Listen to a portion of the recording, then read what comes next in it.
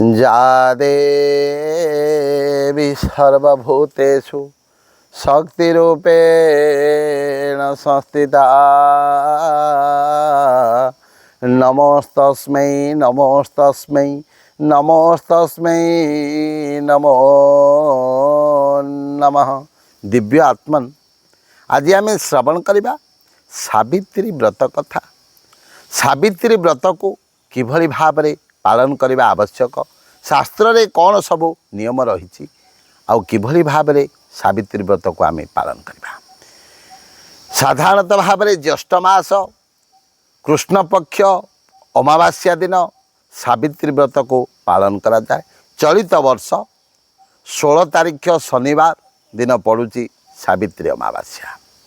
तो जो माने नुआ करी सावित्री व्रत को पालन करुचंती सेमानंक घरे मने रखंतु सकाळ 11:40 मध्य आपण माने पूजा करंतु। ये हला उपयुक्त नियम। जदि आपण उपयुक्त समय ठीक सठिक समय तेणु सकाळ 11:40 समय आपण माने घरे हो नचे जो जगार पूजा करुचंती से जगार पूजा करंतु।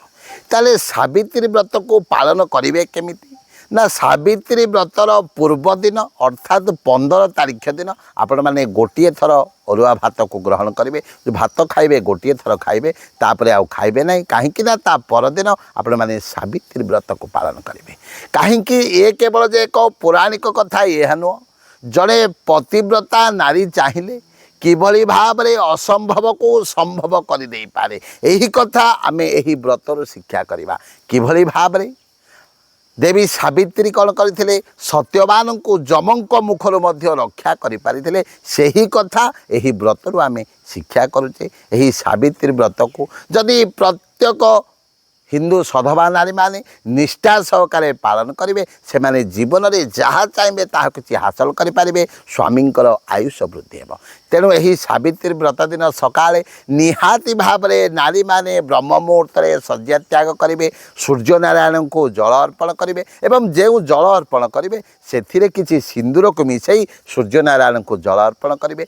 जल अर्पण कर सारा पर आपण माने निहाती भाव में शंकर भगवान मंदिर को जातु, शिव मंदिर को जाई माँ पार्वती को एवं शंकर भगवान को दर्शन करंतु। कहीं संसार जदि कई श्रेष्ठ प्रतिव्रता नारी से होती माँ पार्वती, तेणु निहाती भाव में शिव मंदिर को जातु, लक्ष्मी नृसिंह भगवान मंदिर को जातु, माँ ग्रामदेवती मंदिर को जातु एवं आपण घर पाखरे जेकोसी मंदिर अच्छी से देवादेवी मंदिर को जाई माँ पाखरे ठाकुर पाखरे भल गाई घेरे गोटे गोटे दीपटे प्रज्वलित करंतु। दीपटे प्रज्वलित करेंगे एवं ठाकुर को माँ को भिक्षा करेंगे। माँ मो स्वामी को किभली भाव में आपणकर छत्र छाया तले रखी था, माँ आपणकर आशीर्वाद किभली भाव में सदा सर्वदा आम उपर घर उपर वर्षण होता यह भिक्षा करी ठाकुर पाखरे देवी मंदिर रे भगवान मंदिर रे भल गाई घरे दीपटे प्रज्वलित करेंगे। आसी सारा पर ये तो सकाल कार्यक्रम सरला। आउ जो विधि रही जो व्रतावलीर विधि रही से विधि अनुसार आपण घरे जदि पूजा कर पूजा करेंगे। आउ जो व्रत को आपण माने पूजा करेंगे मन रखु जदि हलदिया रंगर व्रत मिलूँ सबुठारु उत्कृष्ट।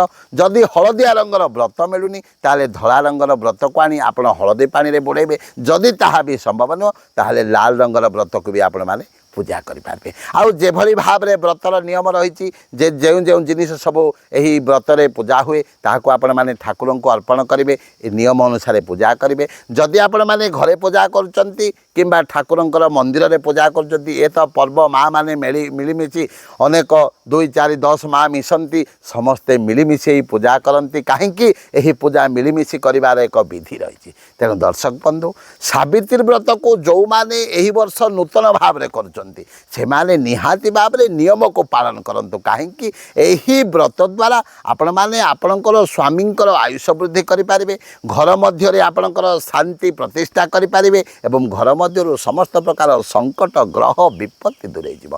तेणु दर्शक बंधु सावित्री व्रत को जदि नारी माने निष्ठा सहकारे, कहीं केवल रही निष्ठा ବାର ମାସେ 13 ପର୍ବ ଚିତ୍ତ ଶୁଦ୍ଧି ପାଇଁ ଯେଭଳି ଭାବରେ ହିନ୍ଦୁ ଧର୍ମର ପରମ୍ପରା ଅନୁସାରେ ଆମେ 12 ମାସରେ 13 ପର୍ବ ପାଳନ କରୁଛେ 13 ପର୍ବ କାହିଁକି 26 ପର୍ବ ପାଳନ କରୁଛେ ସେ ମଧ୍ୟରୁ ଇଏ ଗୋଟିଏ ପର୍ବ ଯାହାକି ମନ ମଧ୍ୟରେ ଏକ ଆଧ୍ୟାତ୍ମିକ ଚିନ୍ତାର ଜାଗ୍ରତ କରିବା ସଙ୍ଗେ ସଙ୍ଗେ ନିଜ ସ୍ୱାମୀଙ୍କର ଆୟୁଷ ବୃଦ୍ଧି କରିବା ପାଇଁ ଏକ ନିହାତି ଭାବରେ ଏକ ଗୁରୁତ୍ୱପୂର୍ଣ୍ଣ ପର୍ବ।